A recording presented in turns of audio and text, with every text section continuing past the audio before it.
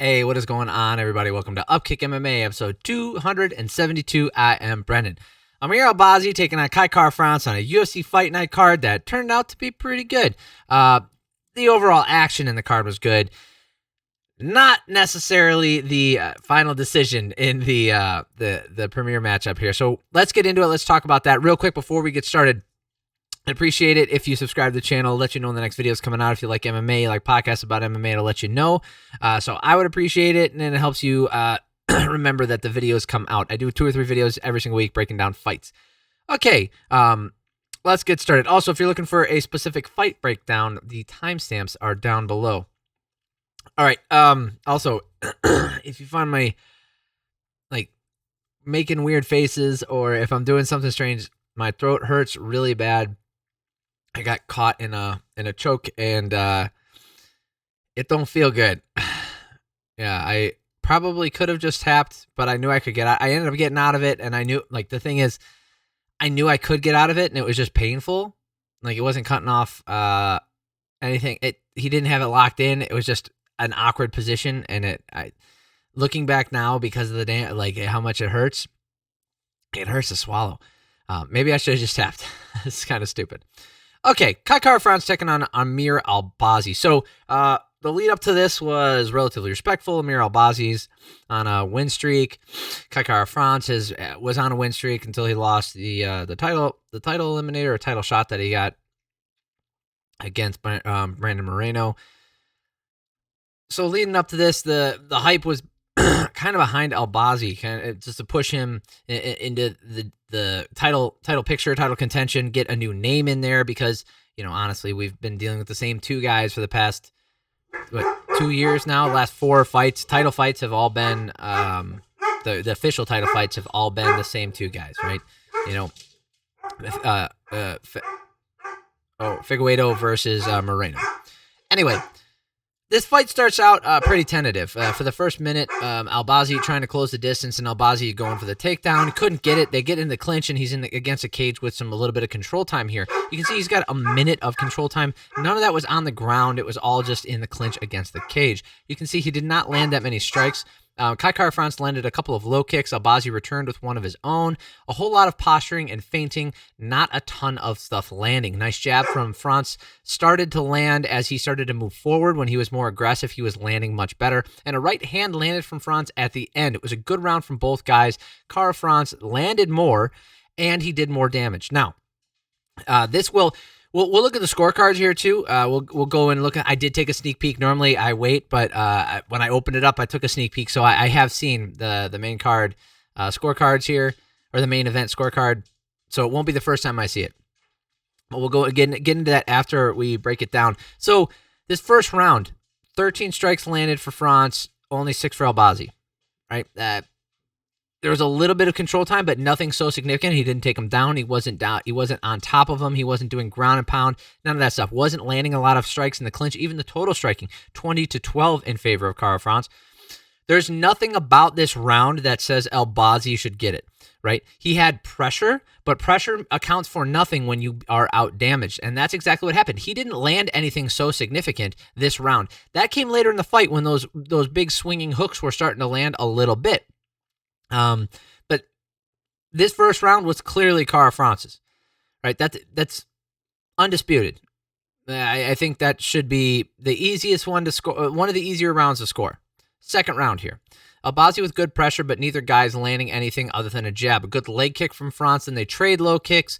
Albazi looking for another takedown attempt. He doesn't get it. And then eventually, so France uses the double jab to get off the fence, lands a low kick, and then a nice left hand from Albazi using the lead left hook. Albazi landed more damage in the second round. France was not able to find the mark till the very end. So if you look at the striking numbers in here, Kara-France outstruck him in this round as well, 16-11. But if you go look at those strikes, so this isn't me being biased here, right? I'm not like a huge diehard Kara-France fan, and I got nothing against Albazi. I'm just as objective as I can be here. Looking at the second round, 16 strikes to Albazi's 11. I scored it for Albazi because I felt like he did more damage. And then if you look at the control time, there wasn't very much in this round either. So if you wanted to give this second round, if you gave this to France, like, I could hear an argument for it. I don't get it. I don't see it. I think the striking numbers were close enough. There was only a 5-strike advantage. And Albazi landed the more damaging strikes this round. You know, they weren't just touching. So I gave this round to, like I said, Albazi. I had it 19-19 going to the third. Albazi gets a takedown, and then Kara-France gets a reversal. They get right back up.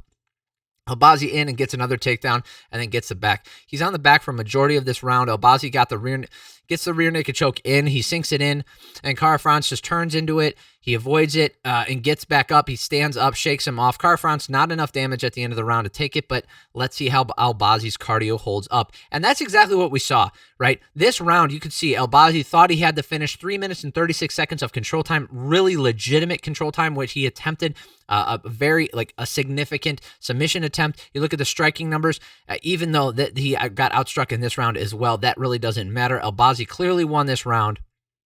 I had him up 29-28 going into the fourth round. Fourth round here. France was moving forward, landing some damage with the hands and finishing with the low kick. He got much more. He started to open up much more in this round. He's starting to put a lot of volume out there, right? Albazi went for another takedown, but they get right back up. France caught a kick and got top position for just a second, and then they get back up again. France did way more in this round. The volume was putting him so far out in front, it wasn't even close. 27-5 for striking numbers in this fourth round. 27-5. Keep that in mind. We'll come back. We'll reference these as we need to when we go look at the scorecards, but keep that in mind. I thought this was this was probably the easiest round to score, right? You look at control time here, 23 seconds for Albazi, 11 seconds for France. You can call it a wash, right? Because look at the takedowns. France got a takedown. Albazi didn't get one, or they didn't credit him with one. So you want to talk about offensive. Who is more offensive in the grappling? France. Who is more offensive with the striking? France. Who landed more damage? France. There's nothing about this fourth round that says Albazi won it. That this will play a role. And then in the fifth round here, so I had it 38-38 going to the fifth. I did have it tied. Albazi won those middle two. He won that second round, and he won the third round on my card. Legitimate too. I thought those were relatively easy rounds to score as well. The second round was a little bit harder to score, but I thought, again, like I said, 2 and 3, easy to score for me. Last round here, France was leading with the right hand a few times starting to start the last round. None of them landing really flush, but they are landing. He was landing with that straight right. He landed probably like 6 or 7 times in this round, if not more. The jab was stopping Albazi from advancing most of the time. France dominated this last round. Now, striking numbers weren't as dominant, 34-18 in favor of France instead of the previous rounds, 27-5. But that being said, he looked like he had a lot more control. He was putting a lot more offense out there in this round. He attempted 104 strikes.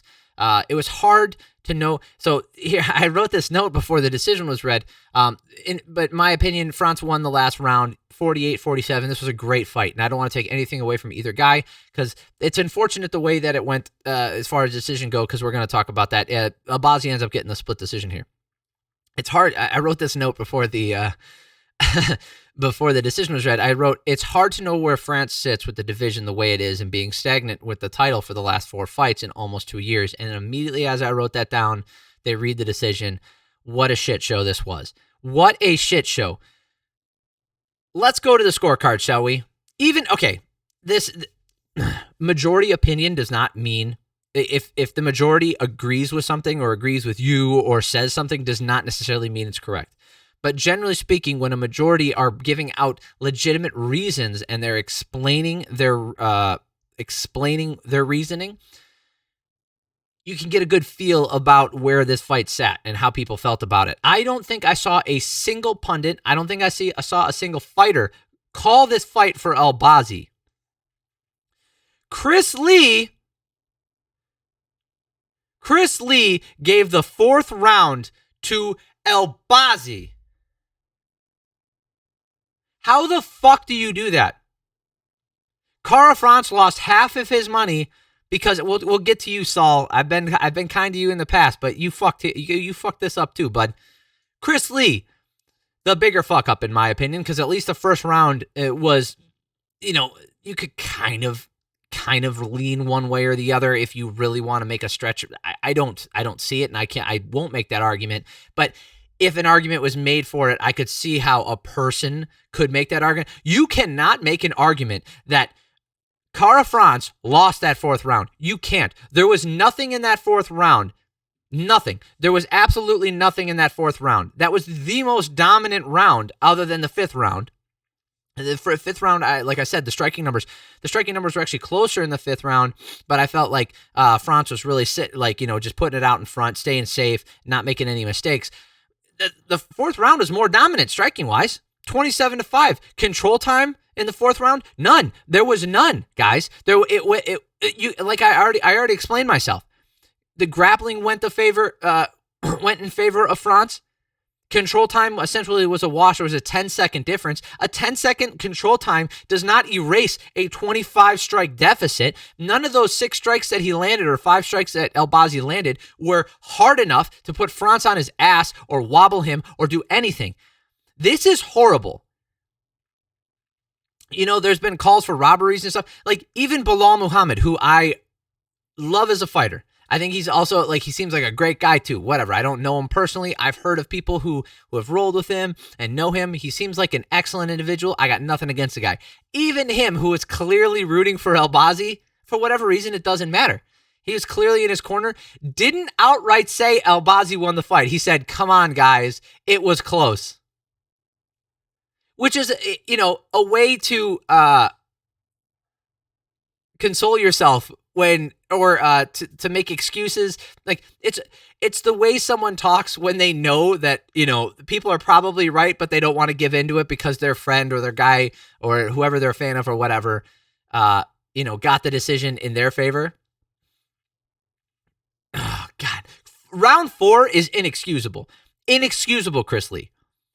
Inexcusable.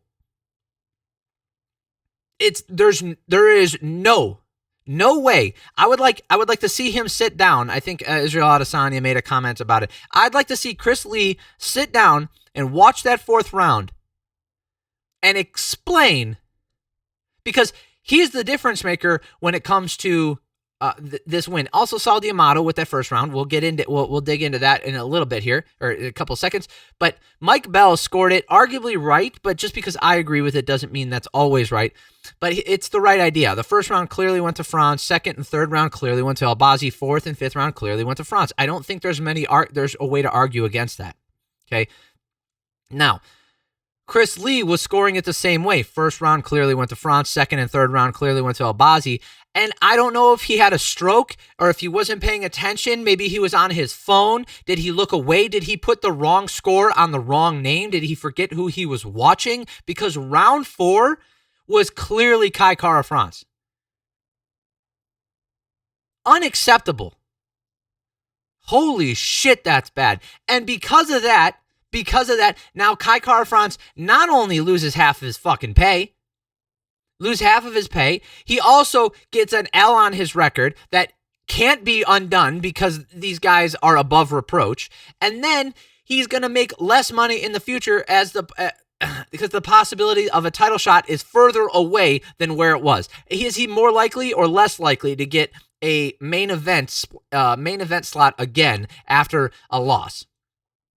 Generally speaking, less likely. Is he more or less likely to get a title shot after a loss?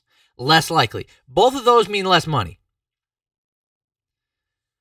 And Saul D'Amato. Like I said, the first round was closer. Right? You want to look at the striking numbers, 13-6.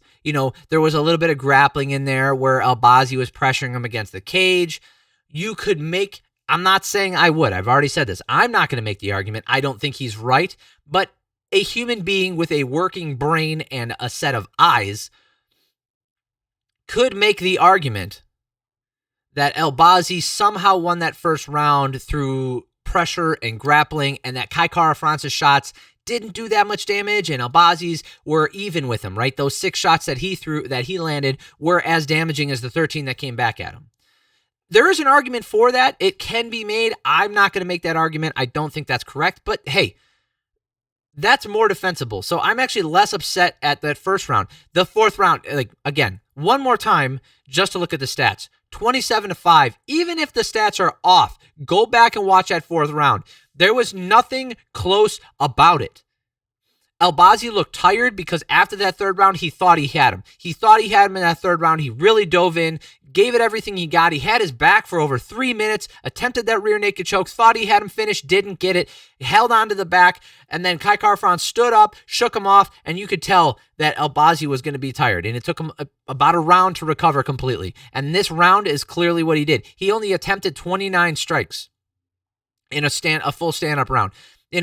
Not that his volume was crazy throughout the rest of the fight, but as the fight went on, barring the third round, of course, because it was on the ground, Kai Kara-France's offense kept picking up as the fight went on. 40 strikes attempted, 55 strikes attempted, 19 because they were on the ground, 65, and then 104. He elevated his game every single round, right? He picked up the pace every single round.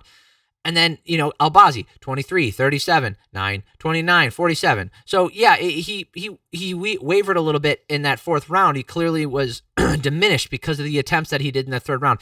I'm not discrediting what Albazi did here. He had an amazing fight against one of the toughest competitors in this division. The point is, the guy didn't win. He didn't fucking win. And the rankings before this were 7-3. So now he's calling for a title shot ahead of Brandon Royval. I mean, Alexander Pantoja probably should get it. If they made the Deiveson Figueiredo again, I think I'd be more interested. Maybe not. I wouldn't be interested in that. But Amir Albazi, he's clearly at the level of these top 5 guys where he belongs in there, and we'll see how he matches up with the other ones. But he needs at least one more fight. This was a split decision bullshit. Right? He was saved by Saul D'Amato on an off night and Chris Lee not either sabotage. I wouldn't be surprised if they did an investigation into Chris Lee. And I know they're not going to, but if it happened, I'd be like, oh, yeah, that makes sense. That's criminal. That's criminal, man. That's something that happens when they've got your family held hostage or someone offers you a ton of money. It's because it's the same kind of thing that happens in boxing, but in MMA, you only got 5 rounds to play with in main events. You don't got 12. So if the fix is in and you gave a round to France early on thinking, Albazi can put it on him, and then the second and the third go his way, and you're like, okay, all right, I don't have to fudge any numbers here. And then in that fourth round, you're like, oh shit, I screwed up. I have to give another round to Albazi to make sure I get him the win. Woof. Seriously, that's fucking criminal. Fucking criminal. All right. Alex Caceres taking on Daniel Pineda. Not the biggest fan of Pineda, and I do like Caceres, so I'm a little biased when it comes to this stuff. See, I will state my bias up front, right? I try to be objective, and I think I got it right here, but we'll talk about it. So Pineda going at the low leg. Pineda goes for the takedown. Caceres using the guillotine to get back, to get back up into top position. Pineda looking for the takedowns, but Caceres was making him pay for it every time. Caceres was on top, landing decent ground and pound. Pineda went for an armbar, but he was looking tired. Caceres landing a huge left hand, dropping Pineda, and the round comes to an end. 10-9 Caceres easily. 15-5 for striking numbers in favor of Caceres. There was a little bit of control time on the ground with that submission attempt, but 3 minutes of control time for Caceres. Most of that was probably in the clinch. Great first round for Caceres. Then Pineda landed a big left hand, and Caceres was fighting back in the second round. The way it started, it was just fireworks. Absolutely insane. Pineda in on a takedown. Caceres gets right back up, but then Pineda looked absolutely exhausted, but he got Pineda gets the body lock, hits the back, and then puts in the body triangle, and then kind of coasted there for the rest of the round. Clearly Pineda's round. He outstruck him, controlled him for 3 minutes and 36 seconds. There's no argument there. So it's 19-19 going into the third, regardless of Pineda's cardio or the way he's looking when they're standing up. Caceres lands a body kick and Pineda huddles over in pain. That was early on in this third round. Then Pineda was still moving forward somehow, but he was taking so many body shots. Pineda can smile and shake his head all he wants, but he got absolutely picked apart. 40 significant strikes landed for Caceres to 13 from Pineda. Easy as pie, easy to call. 29-28 to Caceres. Making sure there's no surprises here. Absolutely none. Good. Yeah, great round for Caceres. Was he ranked before this? He was. Alex Caceres was ranked number 15. So he said he really wants to fight someone in front of him. And look at this. He's been in the UFC. So I remember when Alex Caceres first came into the UFC. I remember that back in 2011. I remember he was exciting. You remember, holy moly, he's been fighting in the UFC for 12 years. Wow. So he was always like this raw talent, just this guy with a ton of stuff, but he couldn't grapple. He wasn't super strong, and his striking just never could get the real finishes, right? And then somewhere along the line, because, he traded wins and losses, getting the decision, split decision wins, blah, blah, blah, blah. And then he's had some fun fights here and there. But then somewhere right around like this, right here at 2019 is when he turned it around. He fought Steven Peterson, unanimous decision. Chase Hooper beats him. That's when they were trying to get pushing Chase Hooper in 2020. Austin Springer, that's a whatever fight, gets the finish. Kevin Kroom, that's a great win. Songwoo Choi, good win. And then he stepped up in competition against Sodiq Yusuff. Couldn't get the win there. I don't remember breaking that one down. He did outstrike him, though. And then Julian Erosa knocking him out. That was fantastic. And then nearly getting the knockout against Pineda. Just couldn't put enough shots on him to make him quit. So excellent. What? 1, 2, 3, 4, 5, 6, 7, 8. So 7 of his last 8 fights he has won. Clearly belongs in the top 15. I don't know if this is going to affect his ranking because he fought a guy outside the top 15. But for who he's calling out, being Volkanovski, he said he really wants to step up in competition. I like it. I think he's grown a lot as a fighter. He's clearly gotten a lot better with his grappling. He can still be controlled on the ground, so it's going to be an issue for him going forward. But I do look forward to seeing him fight. I love watching him fight. Jim Miller versus Jesse Butler. Oh boy. We don't need to look at the strikes of this one. Man, so Jim Miller gets a knockout with a beautiful left hand. Miller landed the left hand, and it was over. What was it? What was the time? 23 seconds. It's his fastest finish in his career. Now, we can't go through every one of his fights. Maybe we'll do it when he retires. But he started fighting in the UFC back in 2008. UFC 89. And, of course, he's been a part of UFC 100. He was a part of UFC 200. And then he wants to be a part of UFC 300. He wants to be the only fighter to be on all 3 cards. I think he can do it. UFC 300 is most likely going to be next year, probably around the like the July mark, somewhere around there. Usually when they have big fights like that, possibly, I don't know, it might be a little later than that. But he said he wants to stay active. He wants to keep fighting. I mean, the dude's still fighting twice a year, 3 times a year. He fought 3 times in 2020, twice in 2021, twice in 2022, and he's already fought twice this year in 2023. So, the guy's active. He's got wins over some of the best guys in the history of the division. He's fought some of the best guys in the history of the division. I mean, look way back here who he's fighting. Matt Wyman, right? Dwayne Ludwig, nice win over him. Gleison Tebow. Charles Oliveira, he subbed him. Got the loss to Benson Henderson. Melvin Gillard, lost to Nate Diaz. Joe Lozon. He lost to Cerrone and Dariush. Lost to Chiesa and Diego Sanchez. Beat Takanori Gomi. Joe Lozon again. Thiago Alves. It's a great win, man. And then he loses to Poirier, Pettis, Trinaldo, and Hooker. Again, Trinaldo was probably the most likely he could have got the win there, but those other guys, great fighters. He loses to Charles Oliveira in the rematch.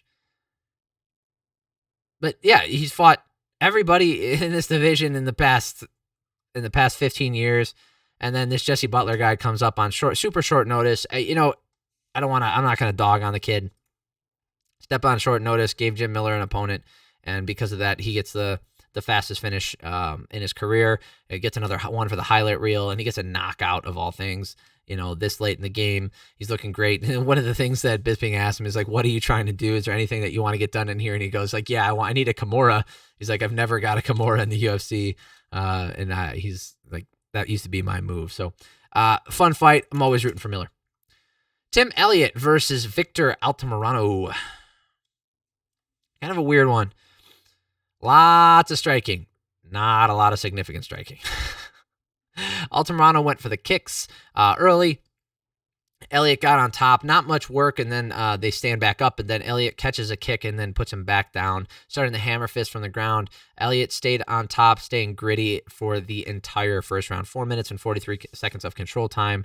A majority of that was in the guard, and he was on top. So easily 10-9 for Elliott. Second round here, Altamirano landing a couple nice shots on the feet, then getting taken down again. Altamirano landed the head kick, and then he got on top for a second, but a big left hand from Tim, and then one from Altamirano. When they got up, there was a little bit of fireworks, and Altamirano seemed to get the better of him.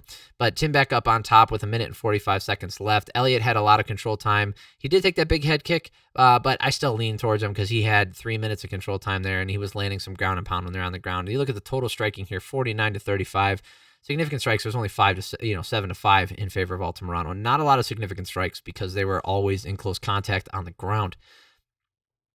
So I had Elliott up 20-18. Elliott got the takedown again. Altamirano had some success on the feet, but he just kept getting taken down. I had 30-27.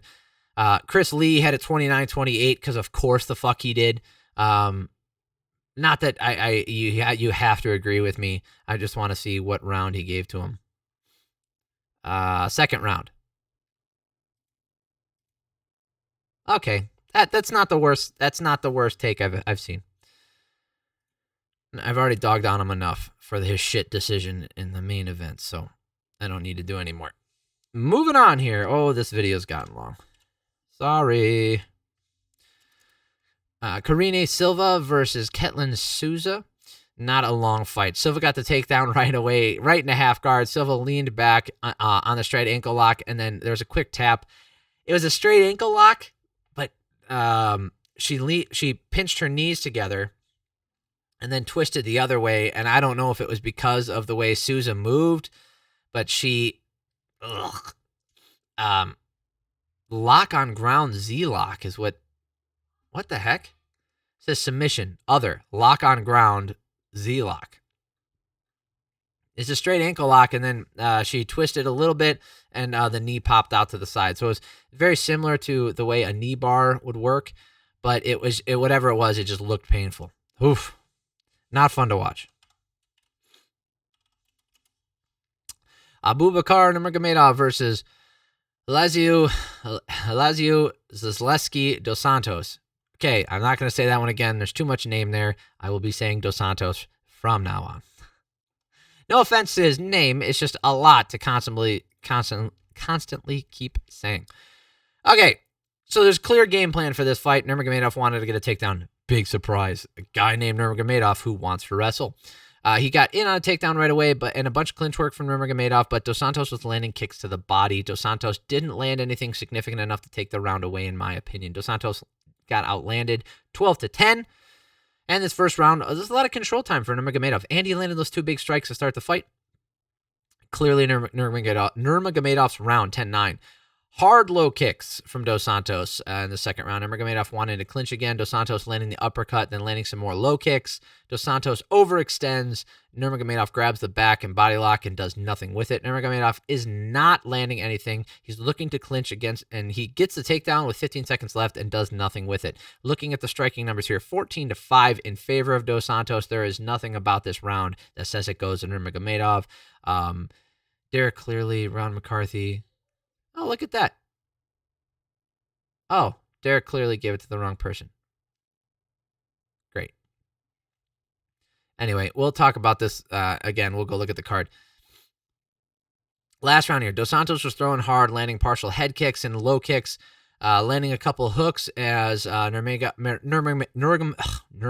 got up. Gosh darn it. Nurmagomedov tried to stand up and then tried to get the clinch again. Dos Santos was attempting a takedown of his own, landed a right hand and another one that made Nurmagomedov back up. Dos Santos in the clinch, landing the knee to the body, then to the head, sprawls out. Nurmagomedov was just so tired. He was getting nothing done, doesn't landing much, and he gets a backpack as they stand up, but there's nothing there. He landed no damage in this last round. Dos Santos landed a lot of it, right? 18-12 as far as striking numbers were, so it wasn't as dominant as the previous round, only outstriking him by 6 strikes, but the damage was there, and there was even less control time.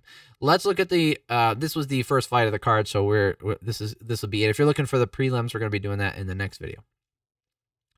Let's look and see what round they gave him.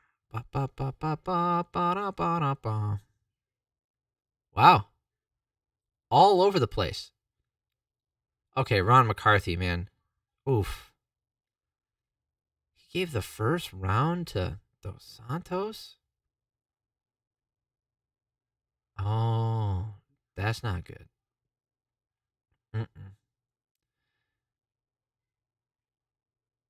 Okay, so all 3 judges got the last round right. That's correct. You know, Dos Santos clearly won that round.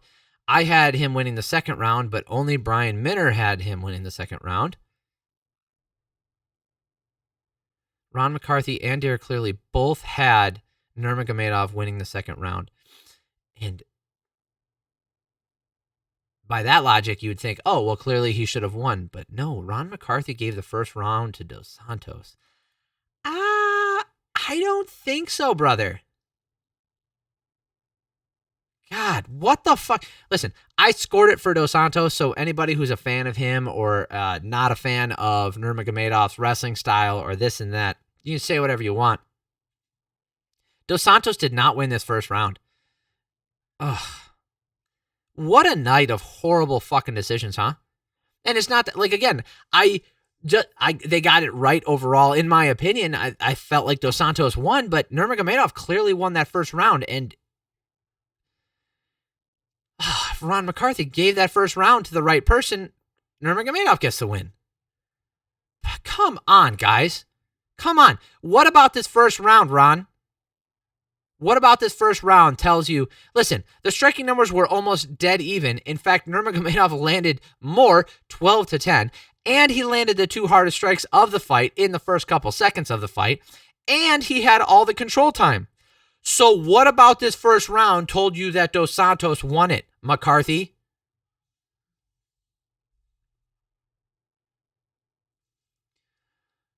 I don't know. I don't fucking get it. I don't get it, man.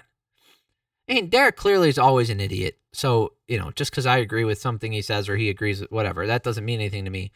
Like, that dude couldn't tell his ass from a hole in the ground. Come on with this shit. Oh, and they had Adelaide Bird working this weekend, too. Wow. All right, that's enough negativity. I went off on a rant already. I think overall, horrible night of decisions. Or horrible decision. Officiating. Horrible officiating. Decent fights, right? Some good fights to watch. It's unfortunate that they have to come to an end with some incompetent people sitting on their ass, judging them based off of criteria that they don't fully understand or they aren't paying attention to. Of the 3, you know, the screw ups, I would say Saul D'Amato probably has the most defensible one for the main event, like I said. But even that, you know, I think he's been better lately. Mike Bell, who I usually disagree with, he scored it the same way I did. It's weird.